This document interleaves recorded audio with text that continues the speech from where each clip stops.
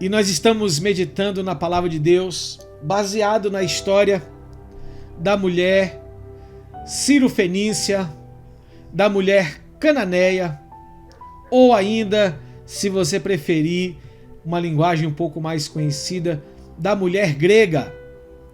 Ela vivia na região da Grécia, ela era grega, então ela não era uma judia, ela vivia no meio de um povo pagão, mas no decorrer da sua história, algo aconteceu que nós tiramos muitas lições. Eu vou ler mais uma vez esse trecho que encontra-se no livro de Mateus, capítulo 15, a partir do versículo 21, que diz assim a palavra de Deus.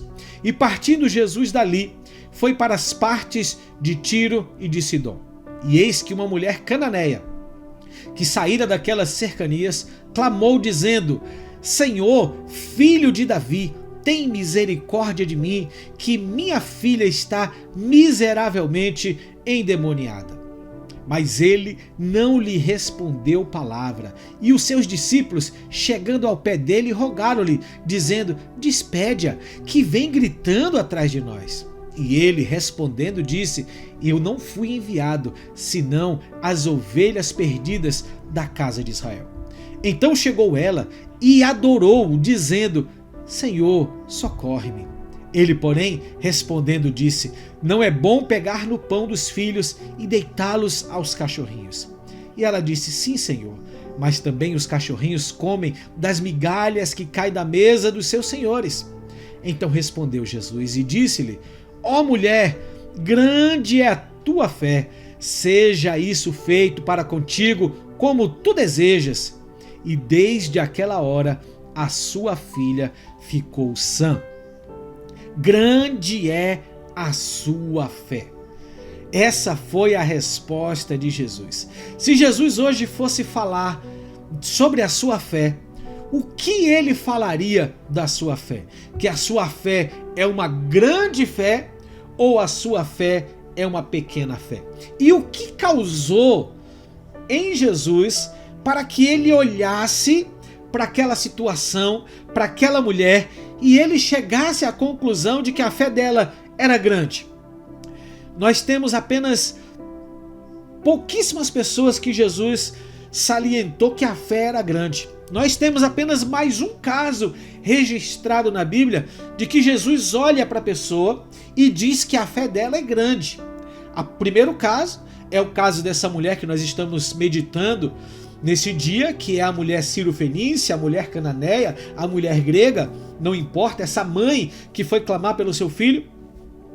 E o segundo caso é de um centurião romano, um capitão do exército romano, um capitão de 100.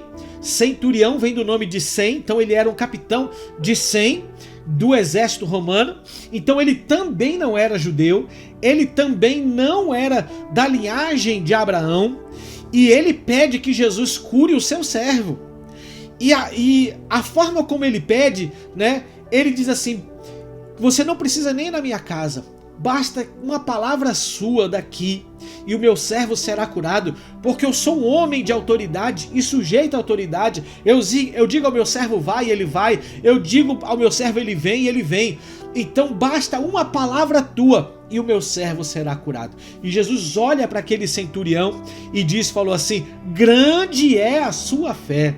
E na mesma hora, aquele servo do centurião foi curado. E pela segunda vez aqui então, Jesus usa a mesma expressão, usa a mesma frase: grande é a sua fé. E por incrível que pareça, também com uma pessoa que não era da linhagem de Abraão, não era descendente de Abraão, não era um judeu, era um pagão, era um gentil, era um povo fora da promessa. E o que causou então em Jesus? Primeira coisa que me chama a atenção, que essas duas únicas vezes de pessoas que Jesus apontou que a fé era grande, é porque os judeus conheciam a palavra de Deus, tinham acesso aos mandamentos, tinham acesso à lei, tinham acesso às cartas dos profetas, tinham acesso a várias coisas, e eles muitas vezes não criam no poder de Jesus, o poder messiânico, o poder salvador, o poder restaurador que estava sobre Jesus. Então, os judeus que deveriam crer, não criam. E duas pessoas, essa mulher e o centurião, creem. Creem pelo quê? Preste atenção. Eles não tinham acesso à Torá. Eles não tinham acesso ao mandamento, eles não tinham acesso aos livros dos profetas, eles não iam ao templo, eles não iam congregar, eles não iam orar, eles não frequentavam esse ambiente religioso que os judeus frequentavam. Eles viviam a religião deles, ainda que seja uma religião pagã, mas eles viviam a religião deles. Então eles não têm como aprender pela palavra quem era Jesus. A única coisa que eles ouviram foram os testemunhos que as pessoas à volta dele deram sobre Jesus. E com certeza, várias pessoas apontaram e disseram, porventura, deve ele ser o Messias, o Filho de Deus, que o Senhor nos enviaria para libertar o povo de Israel. E ele está operando milagres pelo poder da sua palavra. Cegos começam a enxergar, mudos começam a falar, mortos são ressuscitados. Então eu creio que o testemunho do agir de Jesus circulou aquela região de tal forma que essas pessoas falaram assim, peraí, se ele é o Filho de Deus, ele tem todo o poder. E se ele tem todo o poder, ele é o único que pode resolver o meu problema, resolver a minha situação. E foi, eu creio que justamente isso que essa mãe cananeia, ouviu de Jesus e ela olhou para si e falou, ele é o único que pode resolver o meu problema. Ele é o único que pode entrar com providência na minha situação, na minha causa. Ele é o único que pode entrar no meu lar e quebrar essa maldição, esse laço do mal que a minha filha está, essa possessão demoníaca que a minha filha está. Ele é o único que pode fazer isso. Mesmo sem ser uma judia, mesmo sem pertencer ao povo da promessa, ela se atreve a ir até Jesus. Então, queridos, a fé dessa mulher de que Jesus podia resolver o problema dela chamou a atenção de Jesus, impactou Jesus. E olhe que não foi fácil, não foi fácil. Jesus ficou calado, Jesus não disse nada e ela continuou insistindo. Os discípulos falaram, despede essa mulher, manda ela embora. Ela continuou insistindo.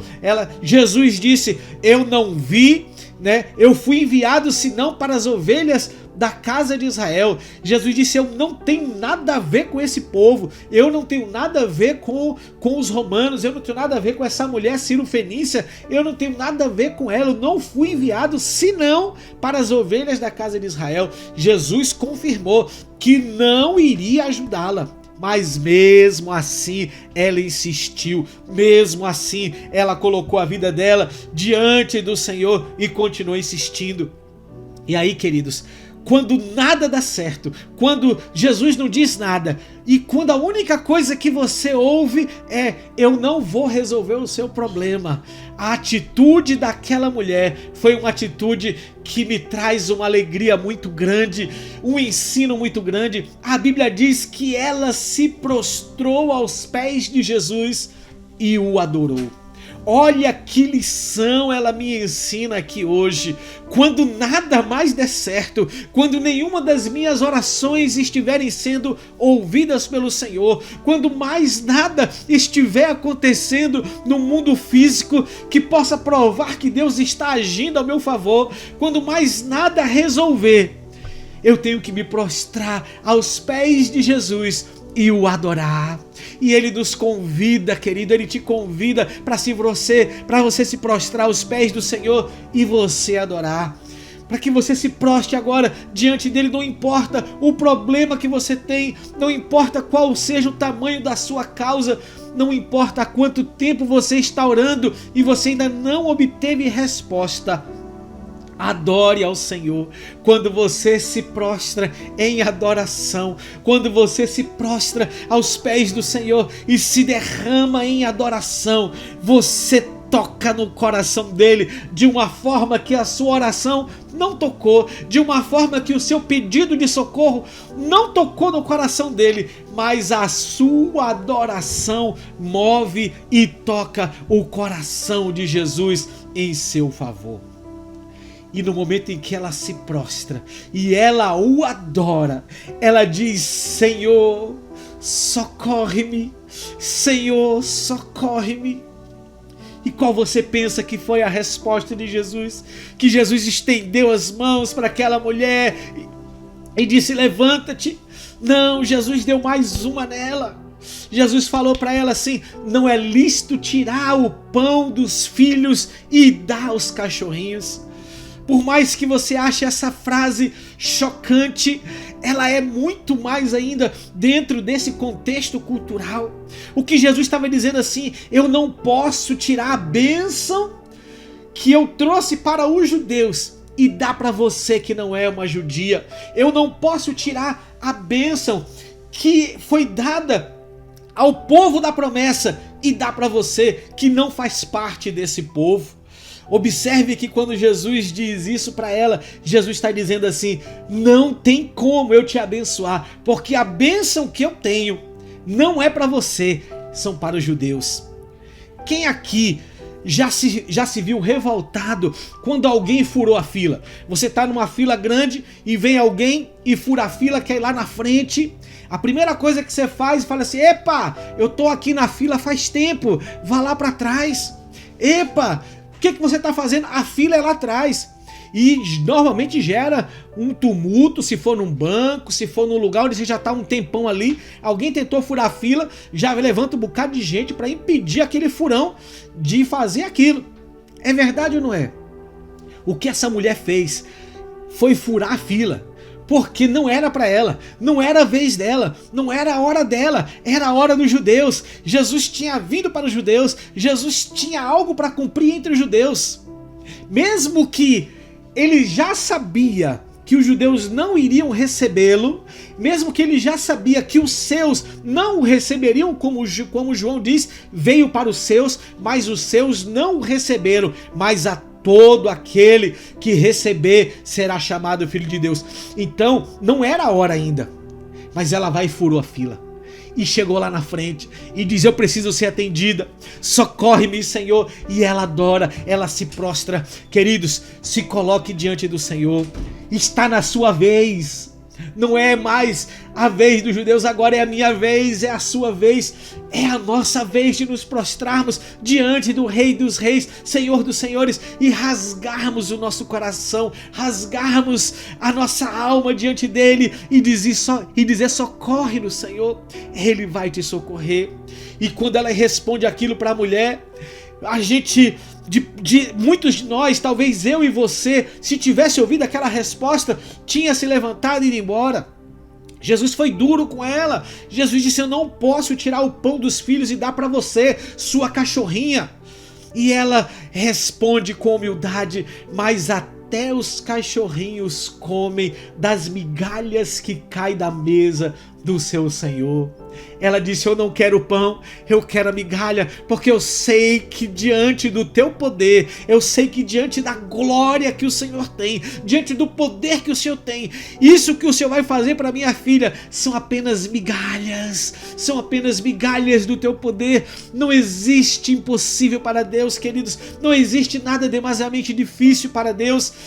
E ela reconhece que se Deus agisse por ela, que se Jesus tivesse compaixão e misericórdia dela, seriam apenas como migalhas. Jesus olha para aquela mulher que o adorou, que clamou pelo seu nome, reconhecendo a sua messianidade, porque chamou ele de filho de Davi. E agora ele olha para aquela mulher que disse assim: não importa que eu não quero pão, eu não quero tirar a vez de ninguém, eu não quero tirar a bênção de ninguém, eu não quero tirar o lugar de ninguém, eu quero só me usufruir das migalhas que vão cair da mesa do meu Senhor. E o Senhor olha para ela e diz assim: mulher, grande é a sua fé, grande é a sua fé. Oh, louvado seja o nome do Senhor. Eu não sei qual é a sua dificuldade aqui, eu não sei qual é o seu problema, eu não sei qual é a sua luta, eu não sei qual é a sua dor, mas quando você se prostra agora diante do Senhor, adore o Rei dos Reis, Senhor dos Senhores, coloque a sua vida diante do Senhor em adoração. E você pode dizer, claro, Senhor, socorre-me, a minha causa é difícil, a minha causa é impossível, a minha causa só o Senhor pode entrar com providência, e o Senhor vai entrar com providência na sua causa. Se a sua fé, hoje você achou que se sua fé era pequena, não se preocupe. Mateus 17:20 diz que se nós tivermos fé como o tamanho de um grão de mostarda, nós dizemos ao monte, lance-te daqui para o mar, e ele é lançado para o mar. Não se preocupe, porque o Senhor aumenta a sua fé hoje. Os discípulos pediram para Jesus aumentar a fé. Senhor, aumenta-nos a fé. E não foi diante de um milagre que os discípulos pediram isso, não foi diante de mortos que pediram para que eles ressuscitassem, né? Não foi diante de um caso também, como quando os discípulos, quando o Senhor subiu no monte e veio um pai, agora não foi um pai, foi uma mãe, foi um pai, pediu para que libertasse o filho dele que estava endemoniado, e os discípulos não puderam. Não foi nessa hora que os discípulos pediram, aumenta-nos a fé. Sabe qual foi a hora que os discípulos pediram para que Jesus aumentasse a fé? Foi quando Jesus disse para eles que eles tinham que perdoar 70 vezes 7 no dia. E eles olharam para Jesus, o quê? Eu tenho que perdoar 70 vezes 7? Senhor, aumenta-nos a fé. Porque às vezes a gente crê que Deus pode fazer o milagre, a gente crê que Deus pode operar, trazer cura a quem está enfermo, abrir uma porta de emprego, restaurar um lar, mas mover o nosso coração de pedra para que a gente libere perdão àquelas pessoas que nos ofenderam, muitas vezes a gente precisa de muita fé do Senhor. Por isso os discípulos clamaram e disseram, aumenta-nos a fé. E a fé, querido, tem um caminho para que essa fé seja aumentada.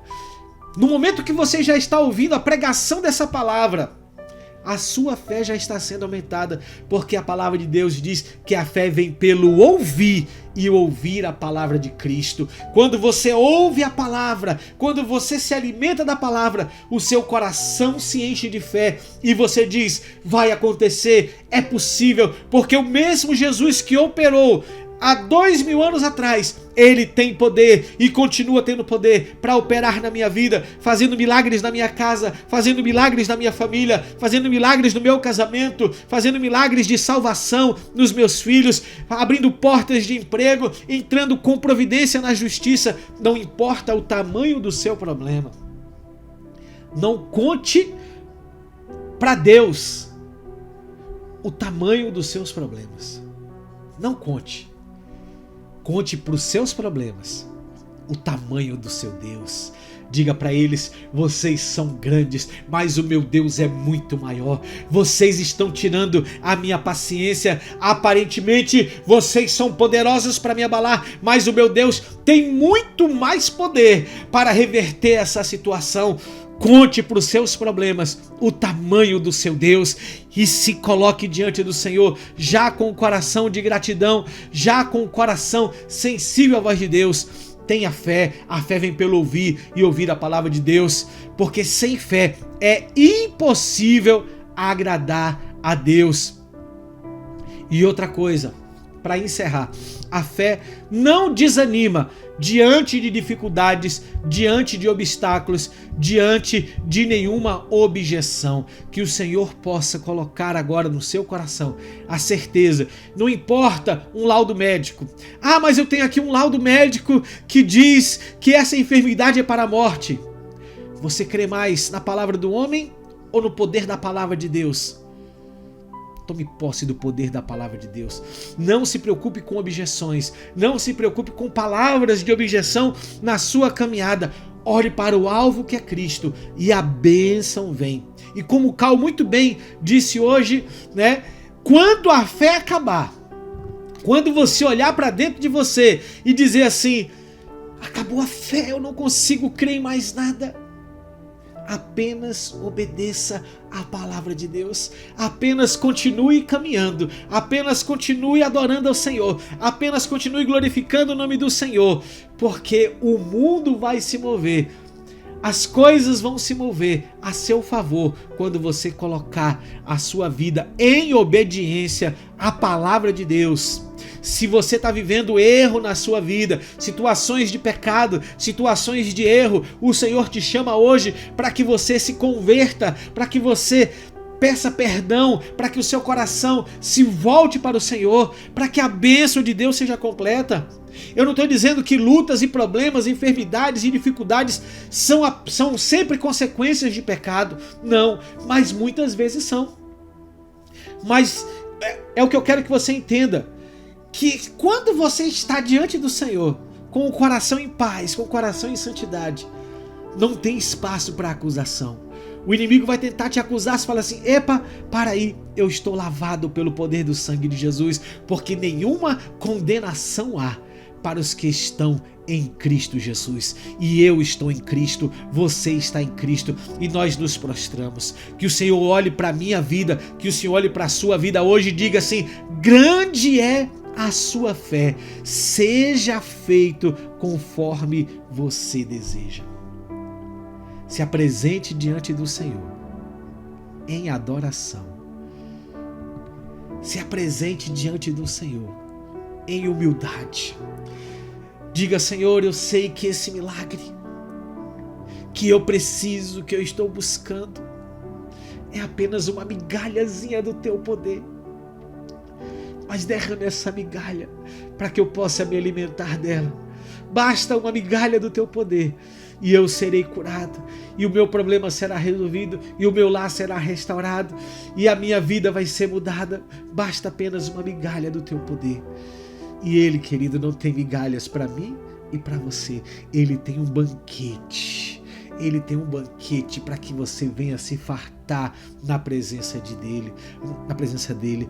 Porque nós, como Paulo disse, nós dizemos: tudo posso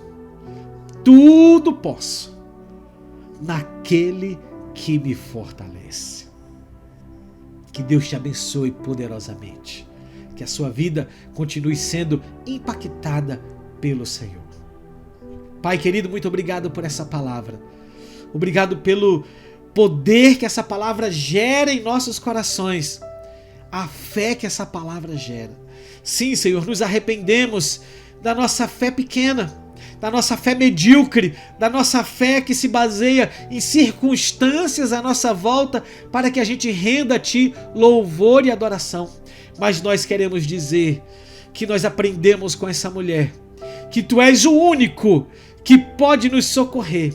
Por isso nós nos prostramos aos Teus pés nesse momento em adoração, reconhecendo que Tu és o Cristo, o Filho do Deus vivo. Tu és o lindo, Tu és o amado de nossas almas, Tu és o nosso querido, Tu és a nossa maior busca, o nosso maior desejo. Mas no meio de nossa adoração, nós levantamos a nossa mão e clamamos: socorre-nos, Senhor. Venha com Teu socorro sobre cada um dos irmãos aqui. Venha com Teu socorro sobre cada um dos Teus filhos aqui. E nós já Te agradecemos por aquilo que o Senhor já começou a fazer em nosso meio. Em nome de Jesus. Amém e glória a Deus.